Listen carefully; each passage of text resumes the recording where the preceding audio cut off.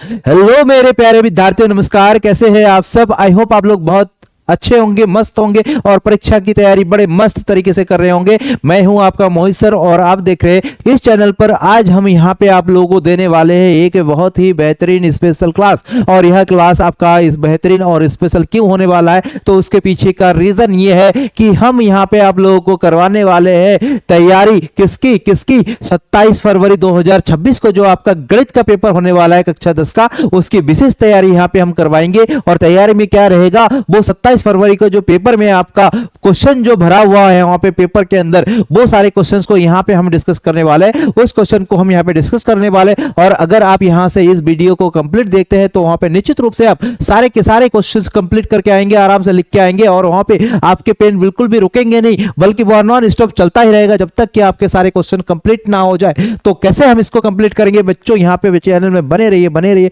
और यहां पे देखिए। और इस चैनल को बिल्कुल आप लाइक करिए, सब्सक्राइब करिए, शेयर करिए। देखिए यहां पे हम क्या बता रहे हैं, जो 27 फरवरी को हमारा पेपर होने वाला है, 27 फरवरी को पेपर होने वाला है, उसके very very most important questions को हम यहां पे डिस्कस करने वाले हैं, जो कि बोर्ड एग्जाम में वहां पे पेपर में छप चुका है। मेरे प्यारे बच्चों, जिसने भी इस क्लास को अटेंड करा वो बाद में जाके अपने आप को बहुत ही लकी पाएगा, क्योंकि सारे क्वेश्चन यहीं से बनने हैं। ये मेरे प्यारे बच्चों ध्यान रखिएगा, तो इस क्लास को बिल्कुल भी मत की मिस कीजिएगा। हम यहां पे शुरू करने वाले हैं आज इस क्लास को। और हमारा क्या है, ये यूपी बोर्ड के लिए स्पेशल है, ध्यान रखिएगा। यूपी बोर्ड में परीक्षा जो हमारा 2026 में होने वाला है बोर्ड का 27 फरवरी को, उसके बारे में यहां पे डिस्कस करेंगे हम। और 100% हम यहां पे पेपर को सॉल्व करके आएंगे। अगर आप चाहते हो कि बोर्ड के एग्जाम में आप मैथ में 95 प्लस स्कोर करना चाहते हैं, तो निश्चित रूप से इस वीडियो को लास्ट तक देखिए, अंत तक देखिए। आपको निश्चित रूप से 95 प्लस मार्क्स बिल्कुल मिलेंगे। चलिए आज है यहाँ पे हम वीडियो को स्टार्ट करते हैं। और वीडियो को स्टार्ट करेंगे तो देखिए इसमें क्या करेंगे, समझिएगा। मैं पहला क्वेश्चन यहाँ पे दिया गया है, एक बेहतरीन क्वेश्चन है और जो कि बहुत ही ज्यादा इंपॉर्टेंट क्वेश्चन है मेरे प्यारे बच्चों। इस क्वेश्चन को बेहतरीन तरीके से आप तैयार करिए, निश्चित रूप से आप सफलता पाएंगे। देखिए यहाँ पे क्वेश्चन क्या है हमारे पास। क्वेश्चन में बोला गया है कि सिद्ध कीजिए कि 5 प्लस रूट 3 एक अपरिमेय संख्या है। 5 प्लस रूट 3 एक अपरिमेय संख्या है। अपरिमेय संख्या है, ये सिद्ध करना है। ये वाला संख्या देखिए, यहाँ पे 5 है और यहाँ पे रूट 3 है। 5 तो आपका अपरिमेय संख्या है, लेकिन रूट 3 एक अपरिमेय संख्या ऑलरेडी आप पढ़ चुके हैं। लेकिन यहाँ अपरिमेय संख्या, इसको सिद्ध कैसे करेंगे, सिद्ध करने के लिए क्या तरीका, क्या पैटर्न यूज करेंगे, उसको ध्यान रखेंगे। केवल यही क्वेश्चन है, इस टाइप के बहुत सारे क्वेश्चन आपके पेपर में आ सकते हैं। वो सारे क्वेश्चन एक ही पैटर्न पे हो जाएगा, मैं बता रहा हूं, यहाँ पे ध्यान दीजिएगा। जितने भी इस टाइप के क्वेश्चन आ जाएंगे सारे को एक ही पैटर्न पे करना। कैसे इसको हल करेंगे, देखिए मेरे प्यारे बच्चों, यहाँ पे हम इसको सॉल्व करना शुरू करते हैं। आप यहाँ पे समझ पाएंगे निश्चित रूप से। बिल्कुल भी आप यहाँ पे वीडियो को देखेंगे अंत तक तो निश्चित रूप से सारे क्वेश्चन कर पाएंगे। क्या है हमारे पास क्वेश्चन, देखिए यहाँ पे बोला है 5 प्लस रूट 3 एक अपरिमेय संख्या है, इसको सिद्ध कीजिए। तो यहाँ पे सिद्ध करने के लिए सबसे पहले क्या करेंगे भाई, इसको हमें तो पता है कि अपरिमेय संख्या है, लेकिन सिद्ध करना है तो हम इसको मान के चलेंगे कि यह एक परिमेय संख्या है। तो हम क्या करेंगे, यहाँ पे देखिए, यहाँ पे हम करेंगे और बोलेंगे कि माना 5 प्लस रूट 3 एक क्या है आपका परिमेय संख्या है। परिमेय संख्या है, जैसा बोला है उसका उल्टा बोलेंगे हम कि यह एक परिमेय संख्या है। अगर परिमेय संख्या होगा तो परिमेय की संख्या के डेफिनेशन के अकॉर्डिंग हमारा कोई भी परिमेय संख्या होता है उसको हम P बट्टे Q के रूप में लिख सकते हैं, आपको ये पता होगा। और P और Q क्या होता है, हमारा यहाँ पे पूर्णांक होता है, ये भी पता होगा।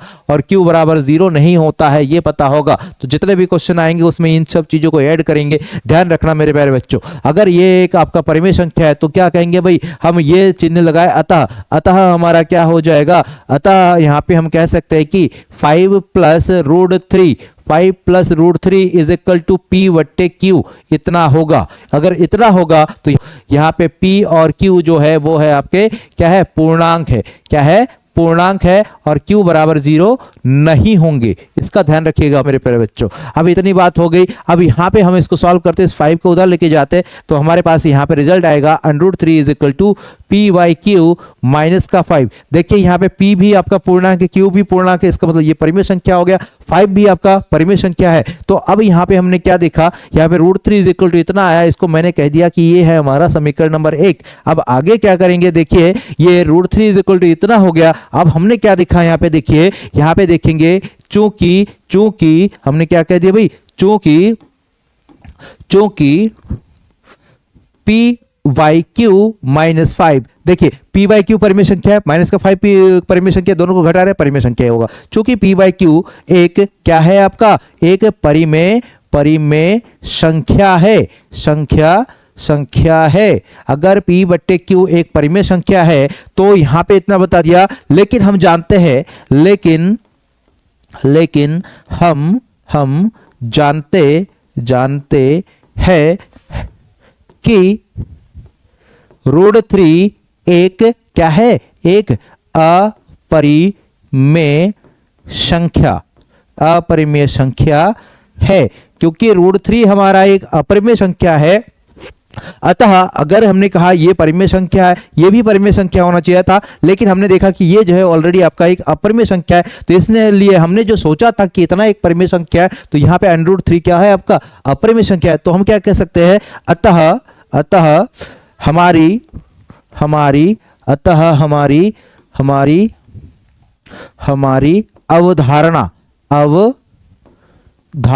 अवधारणा का मतलब क्या, हमने जो धारणा करा था, हमने जो सोचा था, क्या सोचा था कि 5 + √3 एक परिमेय संख्या है। तो हमारी अवधारणा क्या है भाई, असत्य है। क्यों असत्य है भाई, अगर हमारे पास 5 + √3 आपका परिमेय संख्या होता तो √3 भी परिमेय संख्या होना चाहिए था। लेकिन हमने क्या देखा भाई, पहले ऑलरेडी पढ़ा है कि √3 एक अपरिमेय संख्या है, तो यहाँ पे ये जो √3 है अपरिमेय संख्या, और ये दोनों आपस में बराबर नहीं है, अतः हमारी अवधारणा असत्य है। तो हम क्या कह सकते हैं, अतः 5 +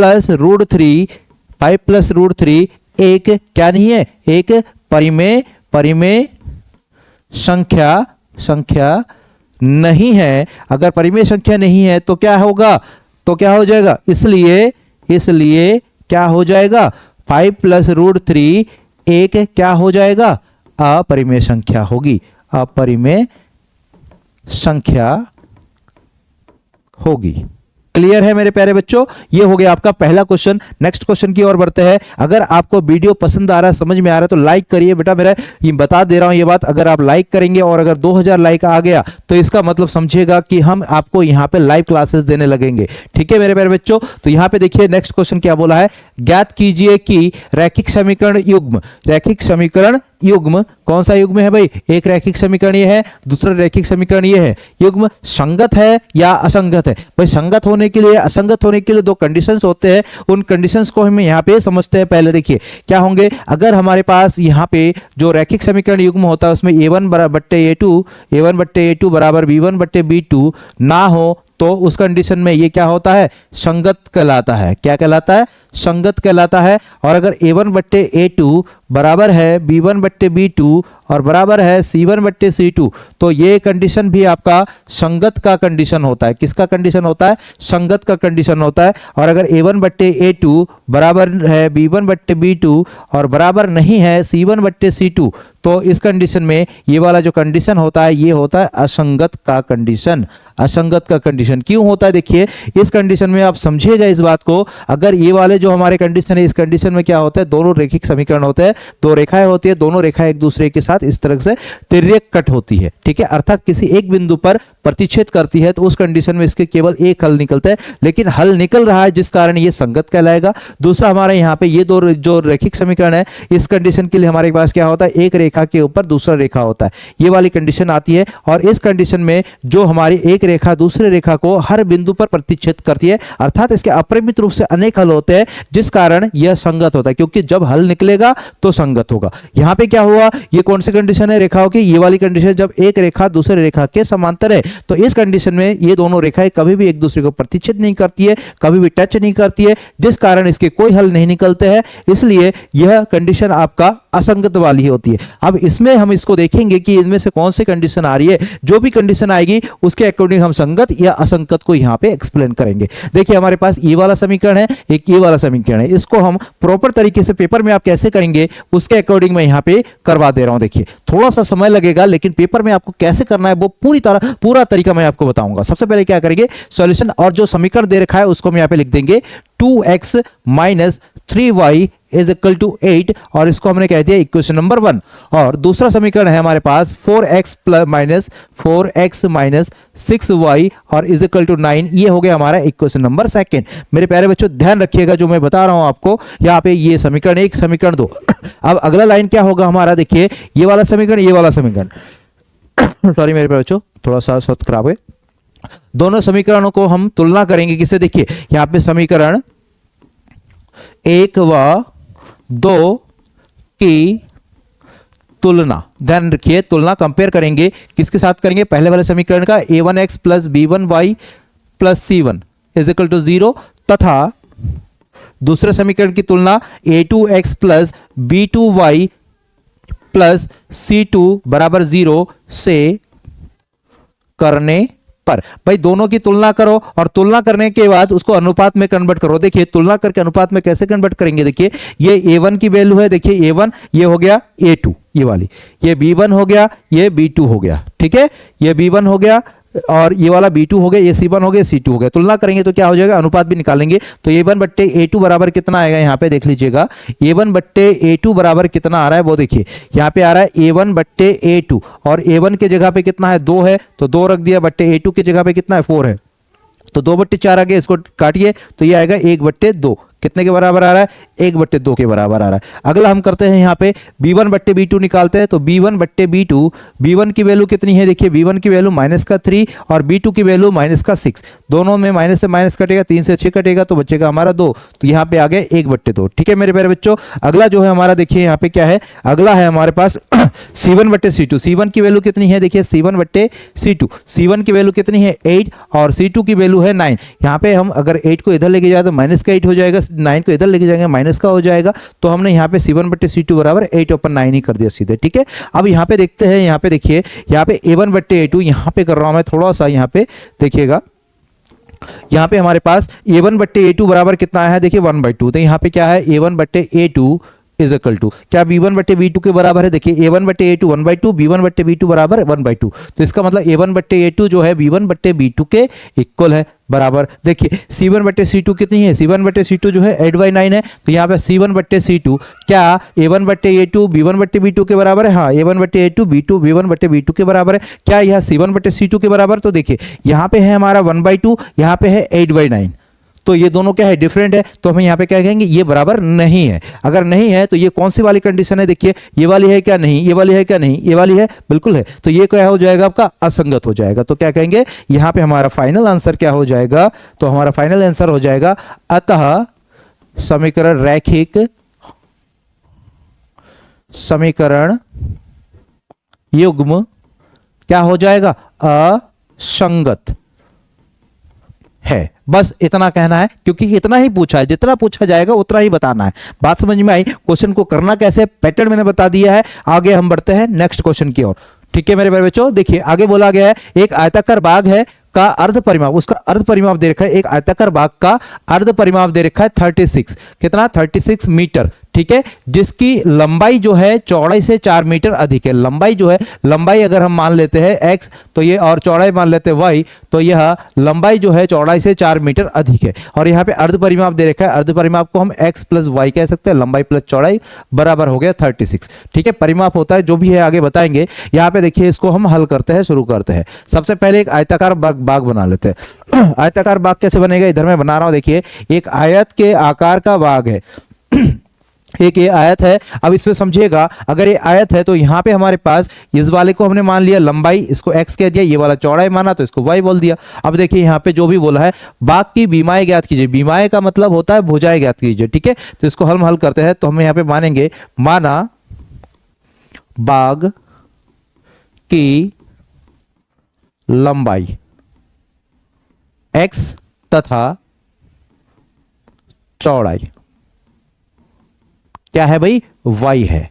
ठीक है, इतनी बात हो गई हमारी, यहां पे इतनी बात हो गई। आगे क्या बोला है, देखिए एक आयताकार, आप फर्स्ट कंडीशन में क्या बोला है, देखिए आयताकार बाग का अर्ध परिमाप इतना मीटर है, तो जो बोला गया उसी के अकॉर्डिंग करेंगे। देखिए हमारे पास दिया है, या फिर यहां पे कहेंगे कंडीशन 1, कंडीशन 1 यहां पे समझिएगा, कंडीशन फर्स्ट की बात कर रहे हैं। कंडीशन फर्स्ट क्या दे रखा है उसको समझते हैं, और यहां पे हम कंडीशन फर्स्ट की बात करते हैं। कंडीशन फर्स्ट में क्या बोला है भाई, आयताकार वाक का अर्ध परिमाप बराबर 36 सेंटीमीटर, 36 मीटर। तो यहां पे है अर्ध परिमाप। अर्ध परिमाप कितना दे रखा है भाई मेरे, अर्ध परिमाप दे रखा है आपका 36 मीटर। अब यहां पे बात करते हैं अर्ध परिमाप का फॉर्मूला क्या होगा। देखिए परिमाप क्या होता है, यहां पे परिमाप होगा इतना प्लस इतना प्लस इतना प्लस इतना, इसका मतलब यहाँ पे 2x प्लस वाई, 2 कोष्टक लंबाई प्लस चौड़ाई होता है। और अर्ध परिमाप की बात करेंगे तो इसको हम 2 से डिवाइड कर देंगे, 2 से 2 कटा तो हमारे पास बचा अर्ध परिमाप x प्लस वाई। तो यहाँ पे क्या लिख देंगे, x plus Y is equal to कितना आ गया 36, इतना हो गया। ये हमारा हो गया मान लीजिए समीकरण नंबर 1, इसका नाम हमने रख दिया समीकरण नंबर 1। अगर ये समीकरण नंबर 1 है तो आगे समझते हैं क्या बताया रखे। देखिए यहाँ पे बोला है जिसकी लंबाई चौड़ाई से 4 मीटर अधिक है। तो यहाँ पे कंडीशन सेकंड हमारा बोल रखा है, कंडीशन सेकंड। इसमें क्या बोला है भाई, इसमें बोला गया है लंबाई जो है बराबर है किसके, चौड़ाई से कितना अधिक है, 4 अधिक है। इसका मतलब लंबाई को हमने x माना है, बराबर चौड़ाई है y प्लस 4 हो गया। इसको हम कह सकते हैं समीकरण नंबर 2। अब आगे क्या करेंगे समझिएगा, समीकरण 2 से x का मान समीकरण नंबर 1 में रख देंगे। तो क्या कहेंगे भाई, यहां पे समीकरण 2 से x का मान समीकरण 1 में रखने पर, समीकरण 2 से x का मान समीकरण 1 में रखिए, समीकरण 2 से x का मान इसमें रखेंगे तो x बराबर कितना है हमारा, देखिए x बराबर है y प्लस 4, जो कि यहां पे x की जगह पे रखना है। तो क्या हो जाएगा y plus 4 plus y is equal to 36, इतना आ जाएगा। ठीक हो गया। आगे हम बात करते हैं, इतना आ गया तो आगे क्या करेंगे भाई, y और y हो जाएगा 2y, ये 4 बराबर के उधर हो जाएगा। तो ये 36 में से 4 गया तो बचा 32, यहां से 2 से इसको काटेंगे तो आया 16, तो y बराबर कितना आ गया 16 आ गया। आई होप आपको समझ में आया हो। ठीक है, y इज इक्वल टू कितना आ गया 16 आ गया। ये y की वैल्यू आ गई। अब क्या चाहिए भैया, x की वैल्यू चाहिए। y क्या है, आयताकार भाग की चौड़ाई, जो कि हमने यहाँ पे मेंशन कर रखा है, आयताकार भाग की चौड़ाई है ये। ठीक है, अगर ये आयताकार भाग की चौड़ाई है वो निकल चुका है। अब क्या चाहिए हमें, अब चाहिए लंबाई निकालने के लिए क्या करेंगे, y बराबर 16 क्या रखेंगे, समीकरण नंबर 2 में रख देते हैं। y इज इक्वल टू 16 समीकरण किस में रखेंगे मेरे प्यारे भाई, समीकरण नंबर 2 में रख देंगे। y इज इक्वल टू 16 समीकरण नंबर 2 में रखने पर रखिए यहां पे मान। तो y बराबर 16 जो है समीकरण 1 में रखिए तो क्या आ जाएगा, x इक्वल टू, यहां पे आ जाएगा x इक्वल टू, x के जगह पे x हो गया, y के जगह पे हम कितना रखेंगे 16 प्लस 4। तो यहां से x इक्वल टू आ जाएगा आपका 16 प्लस 4 हो जाएगा 20, और ये हो गया आपका x की वैल्यू निकल चुकी है, y की वैल्यू निकल चुकी है। x क्या था आपका, आयताकार भाग की लंबाई, y क्या थी, आयताकार भाग की चौड़ाई। अब यहाँ पे हम फाइनल आंसर लिखते हैं, थोड़ा सा ध्यान दीजिए। फाइनल आंसर क्या हो जाएगा आपका, वो समझने के लिए सबसे पहले हम यहाँ पे इसको इरेज कर लेते हैं, क्योंकि अब इसकी हमें जरूरत बिल्कुल नहीं है। अब हमें यहाँ पे आंसर लिखना है, आंसर कितना हो जाएगा वो देख लेते हैं। ठीक है, फाइनल आंसर तो हमारा लंबाई निकल गया 20 और चौड़ाई निकल गया 16। तो यहाँ पे क्या हो जाएगा भाई, अतः आयताकार भाग का अभिष्ट विमाय कितना हो जाएगा भाई, अभिष्ट विमाय हो जाएगा आपका, अभिष्ट विमाय लंबाई x बराबर कितना आया 20 मीटर और चौड़ाई y बराबर 16 मीटर। ये आपके दो प्यारे प्यारे आंसर निकल चुके हैं। अब इनको हम क्या करेंगे, डब्बे में पैक कर लेंगे, इसको कह देंगे हम आंसर। आई होप आपको समझ में आया होगा। नेक्स्ट क्वेश्चन की ओर बढ़ते हैं। देखिए अगला क्वेश्चन क्या है हमारा, वो समझते हैं। अगला क्वेश्चन दे रखा है हमारा, यदि किसी द्विघात समीकरण इतने के मूल बराबर है तो m का मान ज्ञात कीजिए। भैया एक द्विघात समीकरण दे रखा है और वह द्विघात समीकरण ये वाला है हमारा, और इसका मूल जो है बराबर है, तो हमें क्या निकालना है, m की वैल्यू निकालनी है। भैया कितनी बार पूछा गया भाई, 2022 में पूछा गया, 23 में पूछा गया, 24 में, 25 में, बिल्कुल 26 में भी पूछा जाएगा। इसका ध्यान रखिएगा आप लोग। तो ये क्वेश्चन वेरी मोस्ट इंपॉर्टेंट है, ध्यान रखिएगा। पेपर में आने वाले जो क्वेश्चन है वही हम करा रहे, जो आपको 27 फरवरी को पेपर में दिखेगा वही वाले क्वेश्चन करा रहे हैं मेरे प्यारे बच्चों। इसका ध्यान रखिएगा, जो भी हमारा पेपर में आने वाला है वही क्वेश्चन से यहाँ पे चल रहे हैं। तो यहाँ पे इसको हम हल करते हैं और समझते हैं। पहले जो यहाँ पे बोला गया, देखिए यदि द्विघात समीकरण इतने के मूल बराबर है तो m का मान ज्ञात कीजिए। भैया द्विघात समीकरण के मूल बराबर होंगे तो क्या होगा, उसका विविक्त कर जो है शून्य के बराबर हो जाएगा। तो ध्यान दीजिए यहां पर हमारे पास देखिए क्या बोला है, यहां पे यदि हमारे पास समीकरण जो दे रखा है पहले उसको लिख लेते हैं, 3x² minus 12x plus 2m is equal to 0। मैं यहां पे क्वेश्चन आपको ऐसे करवा रहा हूं कि आप एज इट इज ऐसे ही जाके पेपर में करके आएंगे, पूरे के पूरे मार्क्स मिलेंगे, इसका ध्यान रखिएगा। ये हमारे पास समीकरण दे रखा है, यहां पे बोला है चूंकि समीकरण के दोनों मूल समान है अगर दोनों मूल समान है तो उस कंडीशन में मैंने क्या बताया आप लोगों को अभी, विविक्त कर बराबर होंगे। ठीक है, विविक्त कर शून्य के बराबर हो जाएगा, अतः क्या हो जाएगा, विविक्त कर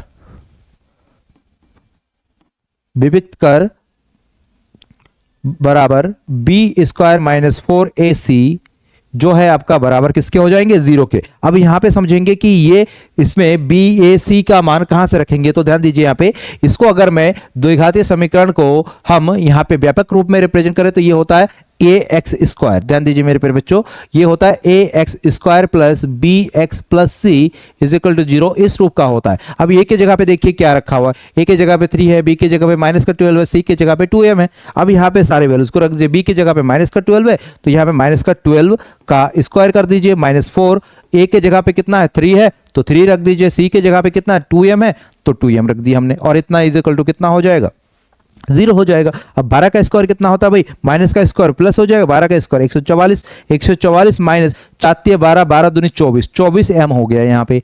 अब इक्वल टू हो गया 0। आगे सॉल्व करते हैं, देखिए 144 को उधर लेके जाएंगे तो यहाँ पे बचेगा माइनस का 24m और इधर हो जाएगा माइनस का 144, और ये माइनस से ये वाला माइनस कैंसिल हो जाएगा। 24 को बराबर के उधर लेके जाते हैं तो 144 बट्टे हो जाएगा 24।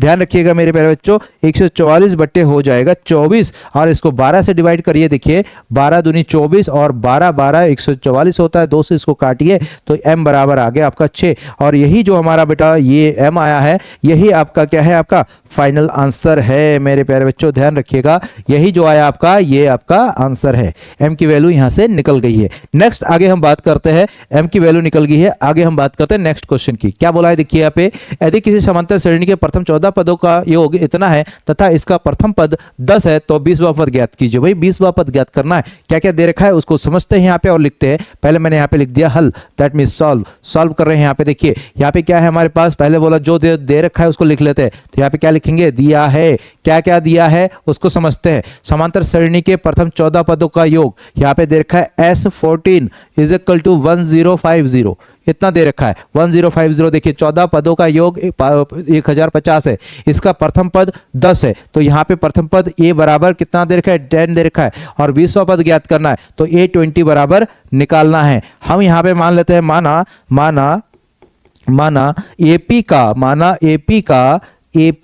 एपी क्या होता है मेरे प्यारे बच्चों, एपी जो है ये समांतर श्रेणी है, इसको अंग्रेजी में अरिथमेटिक प्रोग्रेशन कहते हैं और उसका शॉर्ट फॉर्म एपी होता है। ठीक है, एपी का सार्वंतर, यहाँ पे एपी का सार्वंतर कितना है, डी है, ये हमने कंसीडर कर लिया। अब यहाँ पे डी है तो इस वाले फॉर्मूले में देखिए अब बताएंगे हम, चूंकि S14 इज इक्वल टू 1050 है, अब S14 इज इक्वल टू 1050 है, हम क्या करेंगे मेरे प्यारे बच्चों, देखिए S14 है तो S14 के लिए हम फॉर्मूला लगाएंगे। यहाँ पे कौन सा वाला फॉर्मूला लगाएंगे, यहाँ पे मैं लिख दे रहा हूं, देखिए SN मतलब n पदों का योग का फॉर्मूला होता है n/2 bracket 2a plus n-1 into D, इतना हो जाएगा। तो S14 निकालना है तो यहाँ पे हम लिखेंगे S14 इज इक्वल टू, यहाँ पे 14 हो जाएगा ओपन 2 हो जाएगा ब्रैकेट 2a, तो a के जगह पे हमारा कितना हो जाएगा 10 हो जाएगा, माइनस 14 माइनस 1 इंटू डी हो जाएगा, ये ब्रैकेट लगा देंगे,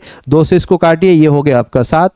ठीक है, इधर कितना बचा 1050 इक्वल टू 1050 इक्वल टू हमारे पास क्या आ जाएगा, देखिए 1050 इक्वल टू यहाँ पे आ गया 7 ब्रैकेट में 10 दूनी हो गया 20 माइनस 14 में से 1 गया तो बचा, 14 में से 1 गया तो बच्चा यहाँ पे प्लस का साइन होता है, माइनस का नहीं होता है, प्लस हो जाएगा। 14 में से 1 गया तो 13, 13D होता है। ठीक है, इस 7 को इधर लेके आते हैं और डिवाइड करते हैं। देखिए 7 से इसको डिवाइड करेंगे कितना आएगा, 7 1 कम 7 बचा 3, 7 5 35 बचा है कुछ नहीं 0, इतना हो गया। अब यहाँ पे कितना आया देखिए 150, इसको मैं यहाँ पे लिख देता हूँ 150, ये 20 जो है बराबर के इधर आएगा तो माइनस का 20 हो जाएगा, इक्वल टू 13D बन जाएगा। ठीक है, इसको हम सॉल्व करेंगे तो ये 13D इज इक्वल टू यहाँ निकल जाएगा 130, इतना हो गया। यहाँ से D इज इक्वल टू निकालेंगे, 13 से इसको काटिए तो आएगा 10, तो D इज इक्वल टू आ गया 10। D की वैल्यू आ गई, A की वैल्यू हमें पता है, देखिए A की वैल्यू पता है, D की वैल्यू आ गई, ये A की वैल्यू है, ये D की वैल्यू है, हमें निकालना क्या, ये 20 निकालना है। तो अब A20 क्या हो जाएगा, दूसरा फॉर्मूला यहाँ पे समझते हैं पहले। दूसरा फॉर्मूला क्या था हमारे पास, अगर n पद निकालना तो an बराबर a plus n minus 1 into D होता है। अब इस फॉर्मूले का उपयोग यहाँ पे करेंगे, अतः a20 बीसवा पद बराबर क्या हो जाएगा a प्लस 19d, और a की वैल्यू कितनी है, a की वैल्यू जो है हमारी कितनी है भाई, a की वैल्यू 10 है, d की वैल्यू 10 है, तो यहाँ पे 10 प्लस 19 इंटू 10, अब यहाँ पे देखिए 10 19 इंटू 10 190 और 10 200 हो जाएगा। तो A20 इज इक्वल टू हमारा कितना आ गया मेरे प्यारे बच्चों, A20 इज इक्वल टू आ गया आपका, A20 इज इक्वल टू आ गया आपका 200, और यही जो है हमारा फाइनल आंसर हो गया। ठीक है मेरे प्यारे बच्चों, अगले क्वेश्चन की ओर बढ़ते हैं, लेकिन उससे पहले फिर दोबारा से ये बात बता देता हूं, अगर वीडियो अच्छा लग रहा है तो लाइक कर दीजिए, सब्सक्राइब कर दीजिए, चैनल को शेयर कर दीजिए, वीडियो को शेयर कर दीजिए, और यहाँ पे लाइक की संख्या बिल्कुल बढ़ाइए, तो हम आप लोगों के लिए लाइव क्लास भी लेके आएंगे भविष्य में। ठीक है, तो चलिए अगले क्वेश्चन की बात करते हैं। तो ये है हमारा 7वां क्वेश्चन, इसमें बोला गया साइन थीटा बराबर इतना, साइन थीटा बराबर कॉस थीटा। देखिएगा साइन थीटा बराबर कॉस थीटा है, और यहाँ पे थीटा की जो वैल्यू दे रखी है, थीटा जो है वो 0 से बड़ा या उसके बराबर है, या 90 से छोटा या उसके बराबर है, यहाँ पे बिलोंग करता है, मतलब 0 से 90 के बीच में या उसके बराबर बिलोंग करता है। तो थीटा का मान क्या होगा, 2022 में पूछा गया, 23 में पूछा गया, 25 में पूछा गया। अब बात आती है 26 की, ए वाला नहीं आया क्या, ये तो आ ही जाएगा, अगर ऐसा नहीं आया तो थोड़ा सा चेंज करके आपको क्वेश्चन दे दिया जाएगा पेपर में, ध्यान रखिएगा मेरे प्यारे बच्चों। अगला हम यहाँ पे सॉल्व करते हैं, तो इसको सॉल्व करेंगे तो क्या आएगा, देखिए यहाँ पे हमारे पास क्या दे रखा है, साइन थीटा दे रखा है, और इतना बराबर कॉस थीटा है। हमें कुछ नहीं करना है बेटा, यहाँ पे क्या करना है समझिएगा, दोनों और क्या करेंगे, कॉस थीटा से डिवाइड कर देंगे, कॉस थीटा से भाग करने पर, भाग कर देंगे करने पर। भैया भाग का मतलब भाग जाना नहीं है, भाग का मतलब भाग कर देना है। यहाँ पे क्या हो जाएगा, देखिए साइन थीटा बट्टे हो जाएगा कॉस थीटा लेफ्ट साइड में, राइट साइड में क्या हो जाएगा, कॉस थीटा बट्टे कॉस थीटा।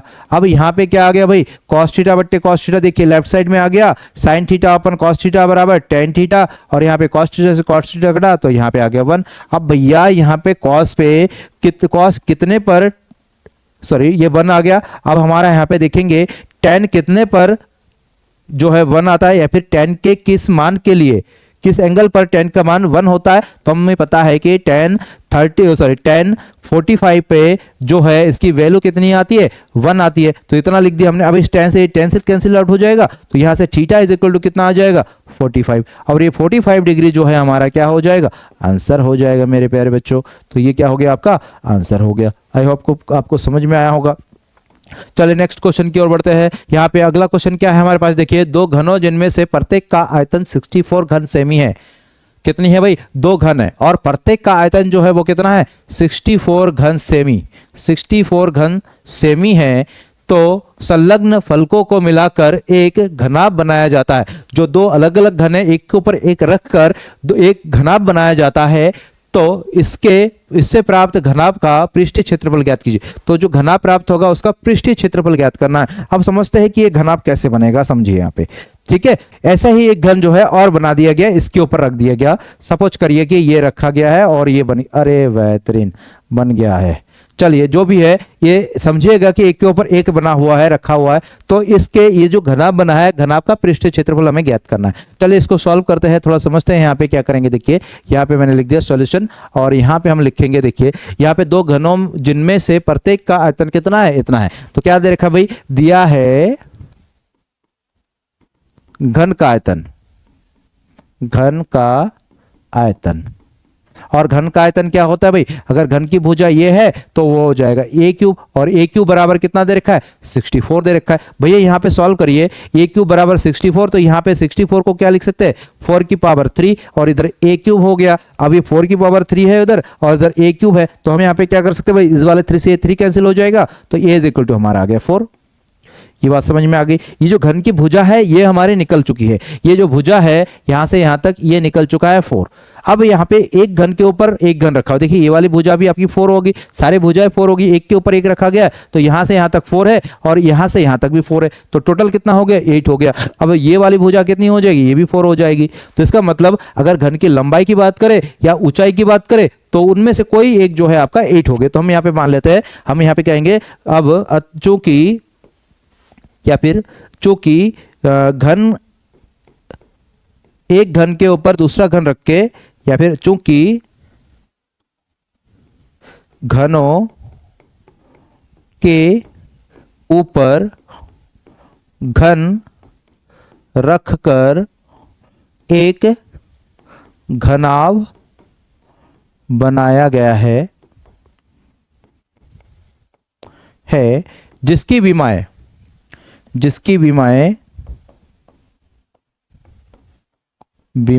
क्या है भाई, विमाएं देखिए यहाँ पे, जिसकी विमाएं यहाँ पे क्या हो जाए, L बराबर 8, B बराबर 4 एंड H बराबर 4 है, ये इसकी विमाएं है। ठीक है, इसको हमने मान लिया। अब भाई हमारा क्या हो जाएगा, इतनी हो गई। अब हमें क्या करना है, घनाभ की जो है पृष्ठीय क्षेत्रफल ज्ञात करना है। तो हम क्या कहेंगे, अतः घनाभ का TSA टोटल सरफेस एरिया बराबर क्या हो जाएगा, फॉर्मूला क्या होता है, 2 bracket LV plus BH plus HL, ये होता है घनाभ का वक्र पृष्ठीय क्षेत्रफल का फॉर्मूला। अब इस फॉर्मूले में वैल्यूज रख दीजिए भाई, 2 हो गया, यहाँ पे L की वैल्यू कितनी है 8 इंटू B की वैल्यू कितनी है 4 प्लस B की वैल्यू 4, H की वैल्यू 4 प्लस H की वैल्यू 4 इंटू L की वैल्यू 8। इसको आप सॉल्व कर लीजिए, कितना आएगा देखिए, यहाँ पे 8 चौको 32 हो गया, प्लस 4 चौको 16 हो गया, प्लस 8 चौको 32 हो गया। सबको ऐड करेंगे, देखिए 32 और 32 64 और 4 68 और 10 78, 78 दूनी हो जाएगा आपका 156। कितना आया 156। अर्थात ये जो आया हमारा ये क्षेत्रफल आया है, इसलिए इसको हम कहेंगे सेंटीमीटर स्क्वायर। ठीक है, ये हमारा आंसर आ गया आपका। जो TSA है आपका, TSA किसका, घनाभ का TSA जो है वो निकल चुका है, वो हमारा कितना आया 156 सेंटीमीटर स्क्वायर, ये हमारा इसका आंसर हो गया। ठीक है मेरे प्यारे बच्चों, चलिए अगले क्वेश्चन की ओर बढ़ते हैं। अगला क्वेश्चन हमारा यहाँ पे ये वाला है, बहुत अच्छा प्रश्न है और पेपर में इस टाइप के क्वेश्चंस आने ही हैं, लेकिन हमारे पास यहाँ पे कराने के लिए स्पेस काफ़ी कम है। चलिए इसको थोड़ा सा हम ऐसे करके सही कर लेते हैं ताकि हमारे पास पर्याप्त स्पेस बन जाए।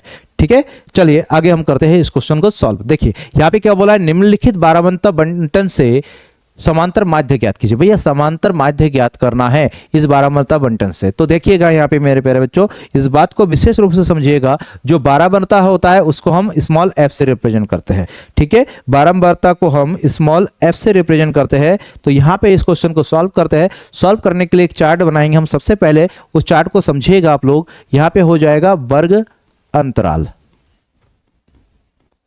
वर्ग अंतराल हो गया। इसके बाद हो जाएगा बारंबारता, और बारंबारता को f से रिप्रेजेंट करेंगे। फिर हो जाएगा x, फिर हो जाएगा आपका यहां पे fi xi, इतना हो गया। अब आगे देखते हैं क्या करना है, समझेंगे चीजों को।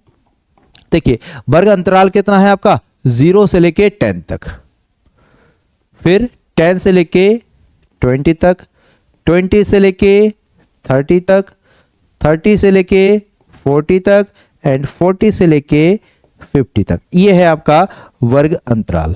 ठीक है, वर्ग अंतराल को हमने रिप्रेजेंट कर दिया। अब आगे बात करते हैं क्या क्या और चीजें इसमें करनी है। ठीक है, यहाँ पे बारंबारता को लिख देते हैं, यहां से लिख के देखिए, ये है 8, ये है 12, ये है 10, ये है 11, ये है 9। क्लियर मेरे प्यारे बच्चों, ये हमारे पास बारंबारता आ गया। अब हम बात करेंगे x की वैल्यू क्या होगी। तो यहाँ पे इसको हम साइड में थोड़ा सा सॉल्व कर लेते हैं। x क्या होता है तो समझिएगा, x जो होता है इसको हम कहते हैं वर्ग चिन्ह। क्या बोलते हैं हम भाई, वर्ग चिन्ह। देखिएगा मेरे प्यारे बच्चों, यहाँ पे इसको समझिएगा कि x एक्चुअल में होता क्या है। तो x जो होता है वो होता है वर्ग चिन्ह। अब यहाँ पे समझते हैं कि वर्ग चिन्ह एक्चुअल में क्या होगा हमारा। तो यहाँ पे होता है वर्ग चिन्ह। अब ये वर्ग चिन्ह क्या होता है, तो इसको लिए हमारे पास एक फॉर्मूला होता है। फॉर्मूला क्या होता है, देखिए, ऊपरी वर्ग सीमा प्लस निम्न वर्ग सीमा बट्टे 2, या फिर निम्न वर्ग सीमा, निम्न वर्ग देता हूं सीमा, वर्ग सीमा प्लस उच्च वर्ग सीमा बट्टे होता है 2। अब यहां पे देखिए वर्ग चिन्ह क्या हो जाए, कोई भी वर्ग देखेंगे तो निम्न वर्ग सीमा है 0 प्लस 10 बट्टे 2 बराबर कितना हो जाएगा 5। तो यहां पे वर्ग अंतराल जो है वो कितना है आपका, वर्ग अंतराल हो गया आपका, वर्ग अंतराल हो गया आपका पहला 5, दूसरा कितना होगा देखिए 10 और 20 हो गया 30, 30 बट्टे 2 हो जाएगा 15, फिर अगला हो जाएगा 20 और 30 50, 50 बट्टे 2 मतलब 25। आप यहाँ पे ऐसे ना करके सीधे ऐसे भी कर सकते हो कि पहला वर्ग सीमा निकला और इनके बीच में डिफरेंस क्या है, देखिए 10 और 20 के बीच में 10 का डिफरेंस है, तो 10 में 5 में 10 जोड़े 15, 15 में 10 जोड़े 25, 25 में 10 जोड़ेंगे 35 और 35 में 10 जोड़ेंगे तो हो जाएगा हमारा 45। ये बात आपको समझ में आई होगी, आई होप आप क्लियर यहाँ पे हो गए होंगे। अब यहाँ पे देखिए ये जो आया है आगे हमारे पास क्या है एफ आई एक्स आई। अब यहाँ पे हम एफ आई और एक्स आई लिखते हैं, यहाँ पे एफ आई एक्स आई क्या हो जाएगा उसको देखते हैं। देखिए एफ आई एक्स आई यहाँ पे एफ जो है हमारा कितना है 8 है और ये 5 है, तो क्या हो जाएगा 8 पंजे हो जाएगा हमारा 40 पहला वाला, दूसरा 12 और 15, 15 और 12 को हम करेंगे तो 15 10 के 150 और 15 दूनी 30, तो हो जाएगा आपका 180 180 हो जाएगा। 25 को 10 में करेंगे तो क्या हो जाएगा 250, 35 को 11 बार करेंगे तो 35 10 के हो जाएगा 350 और 35 10 के 350 और 35 385 हो जाएगा आपका यहाँ पे 385। 45 को 9 से करेंगे तो 45 10 के 450 में से 45 घटा दो तो हो जाएगा 405। ये हो गया हमारा यहाँ पे इतनी वैल्यू। अब क्या करना है, एक बात ध्यान रखना, हमारे पास जो फॉर्मूला होता है माध्य निकालने के लिए, समांतर माध्य निकालने का फॉर्मूला क्या होता है समझिएगा। यहाँ पे समांतर माध्य का फॉर्मूला होता है X bar is equal to sigma F I X I बट्टे सिग्मा एफ आई। अब बात करते हैं कि sigma F I X I कहां से आएगा, सिग्मा एफ आई कहां से आएगा। तो यहां पे डायरेक्टली हम इसको यहां पे कवर करते हैं, थोड़ा सा समझिएगा। यहां पे हमने लगा दिया बराबर, यहां पे ये कर दिया। अब ये एफ है तो ये एफ है, तो इसमें हम इसको एफ आई भी कह सकते हैं, ऐसा कुछ नहीं है। तो यहां पे इन सभी को जोड़िए तो ये क्या आ जाएगा सिग्मा एफ या सिग्मा एफ आई। जोड़ेंगे कितना आएगा, देखिए यहां पे जितनी जो वैल्यू है इसको जोड़ के भी वही आना है। अगर आया तो आंसर सही कर रहे हैं आप, अगर नहीं आया तो गलत हो रहा है। देखिए 12 और 8 हो गया 20, 20 30 40 और 10 50, तो ये आ गया हमारा 50। ठीक है, अब यहाँ पे हमारे पास ये चीज आ गया और सिग्मा एफ आई एक्स आई यहीं से निकाल लो। सिग्मा एफ आई एक्स आई कितना हो जाएगा 0 0 5 5 10 का 0 बचा 1, 4 और 1 5 और 8 13, 13 और 5 18, 18 और 8 हो गया आपका 26, 26 का 6 बचा हमारे पास 2 3 4 5, 5 और 3 8, 8 और 4 12।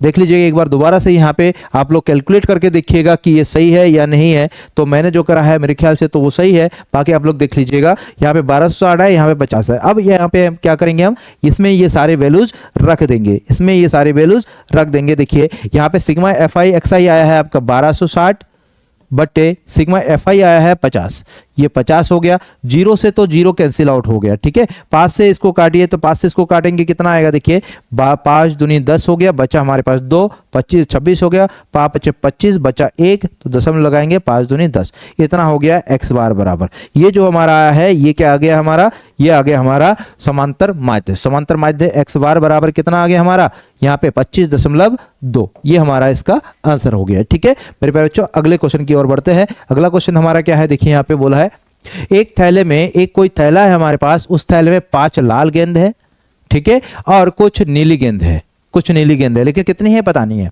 यदि थैले से एक गेंद निकालने पर नीली गेंद निकलने की प्रायिकता लाल गेंद निकलने की प्रायिकता से 3 गुनी है, तो थैले से में नीली गेंदों की संख्या कितनी होगी ये बताना है। ये आपका 2024 में पूछा गया प्रश्न है, देखिएगा। अब यहाँ पे क्या करेंगे भाई, सबसे पहले हम यहाँ पे मान लेते हैं कि जो हमारे पास क्या क्या दिया हुआ है उसको देख लेते हैं। भैया यहाँ पे एक थैले में लाल गेंद कितनी है भाई, लाल गेंद बराबर कितने हैं, लाल गेंद जो है हमारे है, लाल गेंद है हमारे 5, ठीक है। अब नीली गेंद कितनी है तो हम इसको, वो तो दिया नहीं है तो यहाँ पे मान लेंगे, माना अरे मेरे प्यारे दोस्त, यहां पे कहेंगे माना नीली गेंद बराबर कितना है भाई, x है। अगर नीली गेंद x है, लाल गेंद 5 है, तो हमारे पास भाई टोटल गेंद कितने हो जाएंगे, तो क्या हो जाएगा, अतः गेंदों की कुल संख्या। भाई गेंदों की कुल संख्या कितनी हो जाएगी? गेंदों की कुल संख्या हो जाएगी 5 + x या फिर x + 5, इतनी होगी। अब हम बात कर रहे हैं क्या, वो देखिए यहाँ पे, अब बात करेंगे हम आगे की बात, जो भी यहाँ पे गेंदों की कुल संख्या होगी। आगे बोला है यदि थैले से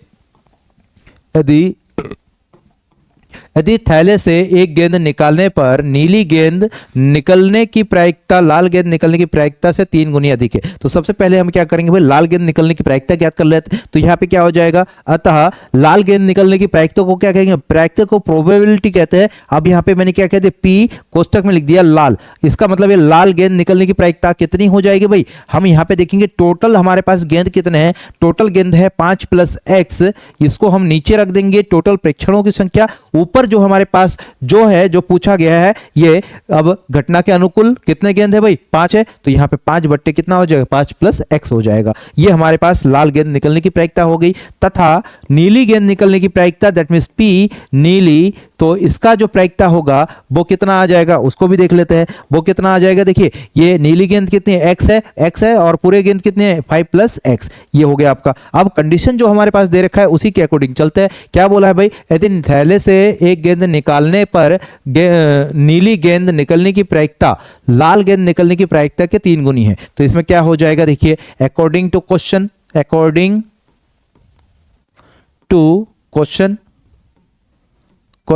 क्या हो जाएगा भाई, अकॉर्डिंग टू क्वेश्चन या प्रश्नानुसार क्या हो जाएगा आपका, यहाँ पे क्या हो जाएगा, नीली गेंद, या फिर यहाँ पे अकॉर्डिंग टू क्वेश्चन सीधे यहाँ पे लिखते हैं, अकॉर्डिंग टू क्वेश्चन नीली गेंद निकलने की प्रायिकता f नीली बराबर कितना बता रखा है भाई, f नीली बराबर कितना बता रखा है, f नीली बराबर 3 गुणा p लाल, p नीली बराबर 3 गुणा p लाल। अब भाई p नीली कितनी निकली है, देखिए p नीली निकली है आपके x/5 + x और 3 गुणा p लाल कितना निकला है, लाल निकला है आपका 3 × 5/5 + x, इतना निकला है। अब दोनों को सॉल्व करिए, दोनों साइड को, तो देखते हैं क्या आएगा। देखिए दोनों साइड सॉल्व करेंगे तो हमारे पास कुछ इस प्रकार से आ रहा है। क्या आ रहा है, देखिए यहाँ पे x/5 + 3 और = 3 को अंदर मल्टीप्लाई करो तो 15 हो जाएगा। नीचे 5 + 3 आ रहा है, नीचे कितना आ रहा है, 5 + 3 आ रहा है। 5 + 3 से 5 + 3 कैंसिल हो जा रहा है, बच क्या रहा है हमारे पास फाइनल, देखिए यहाँ पे आ रहा है x = 15। x = कितना आ गया हमारा, x = आ गया 15। अब ये x = 15 है, x क्या है हमारे, देखिए नीली गेंदों की संख्या पूछा क्या है, थैले में नीली गेंदों की संख्या कितनी है, तो हम क्या कहेंगे भाई, अतः थैले में नीली गेंदों की संख्या, नीली गेंदों की संख्या कितनी है, 15 है। ये हो गया आपका फाइनल आंसर। आई होप आपको समझ में आया होगा। अगले क्वेश्चन की बात और बढ़ते हैं। देखिए मेरे प्यारे बच्चों, देखिए अगर आपको वीडियो पसंद आ रहा है, पढ़ाया हुआ समझ में आ रहा है, तो बिल्कुल लाइक करिए मेरे प्यारे बच्चों।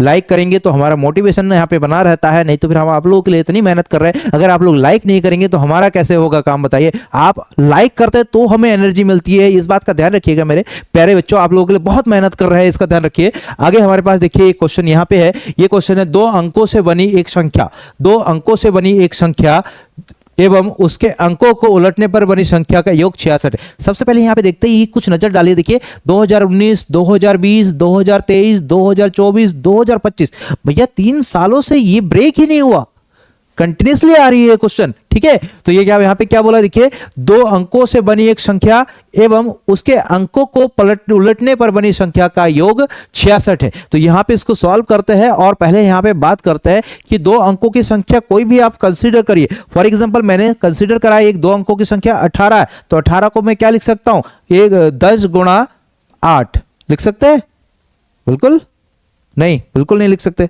कैसे लिख सकते हैं भाई, यहां पे हमारे पास एक 2 अंकों की संख्या है और 2 अंकों की संख्या हमने क्या माना, 18 है, तो इसको क्या लिख सकते हैं भाई, 1 × 10 + 8 इतना लिख सकते हैं, या फिर 10 × 1 + 8। भैया यहाँ पे 10 × 1 + 8 लिख देता हूं मैं, इसको 10 × 1 + 8 लिख देता हूं। भैया कोई दूसरा संख्या हम ले लेते हैं, यहाँ पे 34 ले लेते हैं, तो 34 को क्या लिख सकते हैं, 10 × 3 प्लस 4 लिख सकते हैं, नहीं लिख सकते? देखिए दो अंकों की संख्या को हम ऐसे इसे संख्याओं को इस रूप में लिख सकते हैं। यहाँ पे क्या है, ये वाला इकाई का अंक है, ये वाला क्या है, दहाई का अंक है, ध्यान रखिएगा। तो यहाँ पे जो हमारे पास अंक होंगे दो अंकों की संख्या, तो इसको हम यहाँ पे कहेंगे माना दो अंकों की संख्या कितनी होगी भाई, संख्या बराबर, इसको हमने लिख दिया भाई, दहाई के अंक को अगर x मानेंगे तो ये हो जाएगा 10x प्लस वाई। यहाँ पे इकाई का अंक कितना है, ये इकाई का अंक है, ये दहाई का अंक है, इसका ध्यान रखिएगा। ये 10x प्लस वाई है। अगर अंकों को पलट देंगे तो अंकों को पलटने पर देखिए अंकों को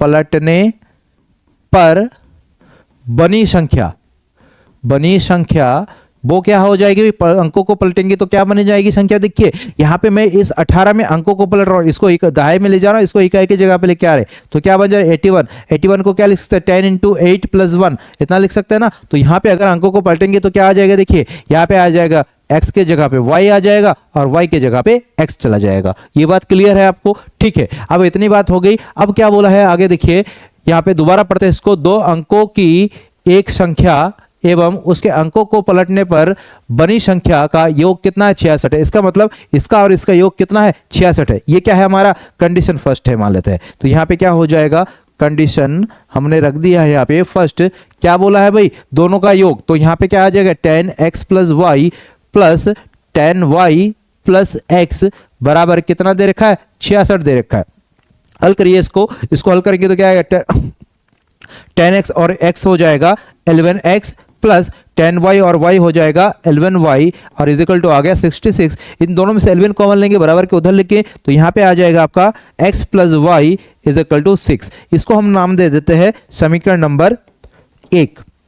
क्लियर है मेरे प्यारे बच्चों, ये हो गया आपका समीकरण नंबर 1। अब हम बात करते हैं कुछ और आगे जो बोला गया है। आगे क्या बोला है भाई, यदि संख्या के अंकों का अंतर 2 है, तो यहाँ पे क्या बोला है भाई, कंडीशन सेकंड में क्या बोला है, देखिए कंडीशन सेकंड में बोला है संख्या के अंकों का अंतर 2 है। तो यहाँ पे संख्या के अंकों से x और y है, तो यहाँ पे x माइनस वाई बराबर कितना है, 2 है। इसको हमने क्या नाम दे दिया भाई, समीकरण नंबर 2 दे दिया। ये समीकरण नंबर 2 है, वो एक समीकरण नंबर 1 है। अब यहाँ पे हम आगे की बात को समझते हैं मेरे प्यारे बच्चों। देखिए आगे क्या निकालना है भाई हमें, तो संख्या ज्ञात कीजिए, हमें संख्या ज्ञात करनी है। अब संख्या कैसे निकलेगा, देखिए x का मान और y का मान निकाल देंगे, इसमें रख देंगे तो हमें संख्या प्राप्त हो जाएगा। अब x और y का मान कैसे निकलेगा, दोनों समीकरणों को किसी एक विधि से हल करेंगे, तो देखिए दोनों को हम क्या कर देते हैं, जोड़ देते हैं। तो क्या कहेंगे भाई, समीकरण 1 प्लस 2, समीकरण 1 और 2 को जोड़ दो। समीकरण 1 और 2 को जोड़ेंगे तो x plus Y is equal to आ गया 6 और x minus Y is equal to आ गया 2। ये बात समझ में आ गई। अब यहाँ पे हम क्या करेंगे भाई, जोड़ने के लिए कोई चिन्ह में बदलाव नहीं होता है, तो ये क्या हो जाएगा आपका, चिन्ह में बदलाव नहीं होता है तो क्या हो जाएगा, चिन्ह में बदलाव नहीं होता तो y से y कैंसिल आउट हो जाएगा। यहाँ पे बचेगा 2x इक्वल टू हो जाएगा 8, यहाँ से x इज इक्वल टू हो जाएगा 4। तो x की वैल्यू हमारी यहाँ पे आ चुकी है, x की वैल्यू आ चुकी है, अर्थात यहाँ पे दहाई का अंक मिल चुका है। अब चाहिए इकाई का अंक, x बराबर 2 जो है समीकरण 1 या 2 में से किसी में भी रख दो, तो क्या हो जाएगा, x बराबर 2 x बराबर 4 है। x बराबर 4 को हम किस में रखेंगे, x बराबर 4 समीकरण किस में रखेंगे, 1 में रख दो। 1 में रखने पर रखिए, समीकरण 1 में रखिए यहाँ पे। तो यहाँ पे x की जगह पे 4 हो गया plus y is equal to 6 हो गया, यहाँ से y इज इक्वल टू 6 में से 4 गया तो 2 हो गया। यहाँ पे y की वैल्यू जो है हमारी वो निकल चुकी है, y की वैल्यू निकल चुकी है और y की वैल्यू आ गई हमारी 2। अब यहाँ पे बात करेंगे कि हमारी वो संख्या क्या है जिसकी हमें जरूरत है। तो यहाँ पे 2 अंकों की संख्या कितनी हो जाएगी, अतः 2 अंकों की संख्या, 2 अंकों की संख्या कितनी हो जाएगी, देखिए 2 अंकों की संख्या भाई इसमें रखिए 10 इंटू एक्स की वैल्यू कितनी है 4 प्लस y की वैल्यू कितनी है 2। तो यहां पे 10 चौको 40 और 2 कितना आ गया 42, 42 एक आ गया। अगर हम अंकों के क्रम को पलट देंगे, अंकों को पलट देंगे तो क्या हो जाएगा, अंकों को पलट देंगे तो क्या हो जाएगा, देखिए अंकों को पलट देंगे तो क्या हो जाएगा भाई, यहां पे एक आंसर तो आपका आ गया इतना। अब अंकों को पलटने पर क्या हो जाएगा, अंकों को पलटने पर पलटने पर क्या हो जाएगा भाई, यहाँ पे tan y था, देखिए y के जगह पे कितना रखेंगे 2 प्लस x की जगह पे कितना रखेंगे 4, इक्वल टू कितना आ जाएगा हमारा 10 दूनी 20, 20 और 4 24, 24। ये भी आपका क्या आ गया, एक आंसर आ गया।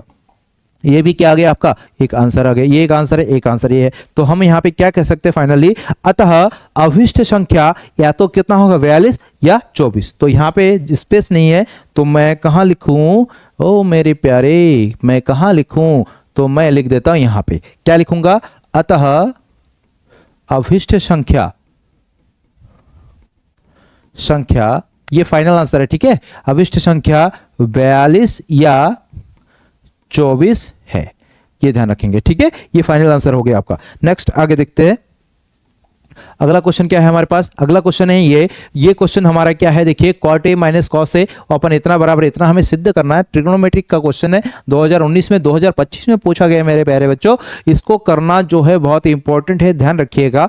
ऐसे क्वेश्चन जो है बहुत इंपॉर्टेंट होते हैं, इनको हमें यहाँ पे कवर करना है। तो देखिए इस क्वेश्चन को मैं यहाँ पे सॉल्व कर रहा हूँ, समझिएगा।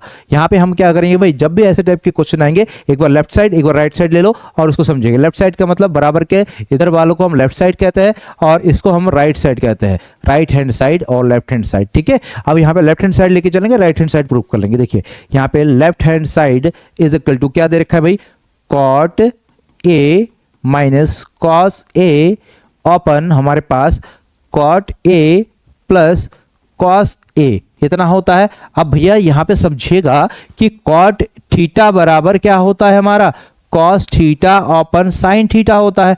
बस यहाँ पे ये बात पता है, यहाँ पे फिट कर दो, ये बात पता है, यहाँ पे फिट कर दो। क्या हो जाएगा मेरे प्यारे बच्चों, यहाँ पे cot a की जगह पे हो जाएगा cos a open sin a, और ये माइनस है तो माइनस cos a हो जाएगा, और ये मेन बट्टा लगाएंगे इधर बराबर हो जाएगा। इसको एक्सपेंड करेंगे तो cos a ओपन हो जाएगा sin a, और माइनस का हो जाएगा cos a।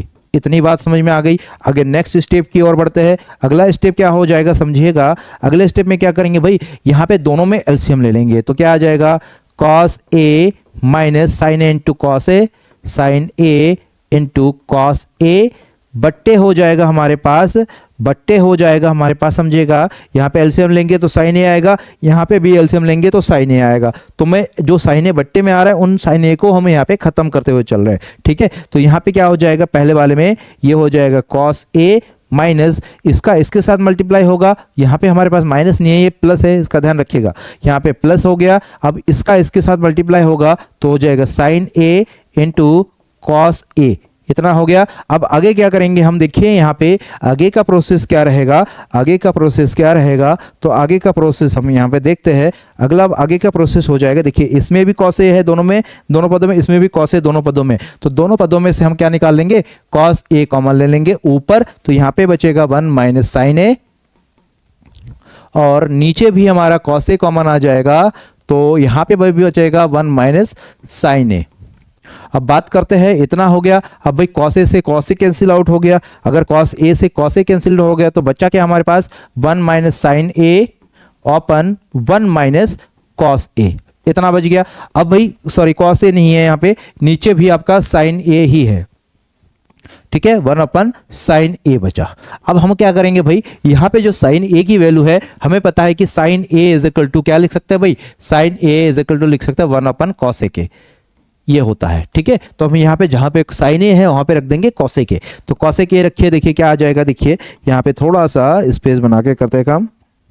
तो यहाँ पे हमारे पास जो अगर हम चेंज करेंगे तो क्या आएगा, देखिए यहाँ पे हमने करा 1 माइनस sin a को मैंने लिख दिया 1 open cosec a open 1 minus 1 open cosec a, इतना हो गया भाई। आगे फिर से दोनों में एलसीएम लो, इसमें भी लो, इसमें भी, इधर भी लो, तो भैया क्या आ जाएगा, यहाँ पे देखिए यहाँ पे आ जाएगा आपका, यहाँ पे आ जाएगा आपका, यहाँ पे आ जाएगा आपका, क्या आ जाएगा, देखिए यहाँ पे आ जाएगा आपका cosec a माइनस का 1 बट्टे cosec a, इतना हो जाएगा। अब यहाँ पे जो है हमारा ये cosec a -1 open cosec a हो गया। अब यहाँ पे जो हमारा नीचे वाली वैल्यू आएगी वो क्या आएगी उसको भी समझते हैं। नीचे वाली वैल्यू जो cosec a, यहाँ पे बार बार माइनस का आपका मिस्टेक हो रहा है, देखिए यहाँ पे प्लस है, ये प्लस जरूर कर लीजिएगा नहीं तो फिर आंसर गड़बड़ा जाएगा। नीचे क्या हो जाएगा भाई, फिर से एलसीएम लेंगे तो cosec a + 1 open cosec a हो जाएगा। और इस देखिए इस cosec a से ये वाला cosec a कैंसिल आउट हो जाएगा, बचेगा क्या हमारे पास, देखिए cosec a -1 open cosec a + 1। अब देखिए जरा यहाँ पे ये जो वैल्यू आई है क्या है, ये राइट हैंड साइड की वैल्यू है या नहीं है, cosec a -1 cosec a + 1 मुझे आ गई ना, तो हमारा यहाँ पे क्या आ गया, = राइट हैंड साइड। अब हम क्या कर सकते हैं भाई, फाइनल में क्या कहेंगे भाई, यहाँ पे फाइनल में हम ये कहेंगे, क्या कहेंगे, अतः left hand side = right hand side. और इसको हम कर देंगे किसमें क्लोज, इसको हम कर देंगे डब्बे में क्लोज। और यहाँ पे हम लास्ट में लिखना चाहे तो लिख सकते हैं hence proved. Clear. I hope आपको यह वीडियो बहुत अच्छा लगा होगा, मजा आया होगा। अगर अच्छा लगा है, मजा आया है तो आप लाइक करिए और मैक्सिमम लाइक करिए, सब्सक्राइब करिए, शेयर करिए। अगर ऐसा होगा, अगर इस वीडियो में 2000 लाइक अगर आ जाते हैं तो निश्चित रूप से आप लोगों को मैं अगली बार लाइव क्लास देने वाला हूं। ठीक है, तो प्यारे प्यारे बच्चों, आप श्रवण लेक्चरर क्लास को लाइक करिए, सब्सक्राइब करिए, शेयर करिए और मोहित सर का क्लास नियमित रूप से यहाँ पे देखते रहिए। Thank you for watching. Have a nice day.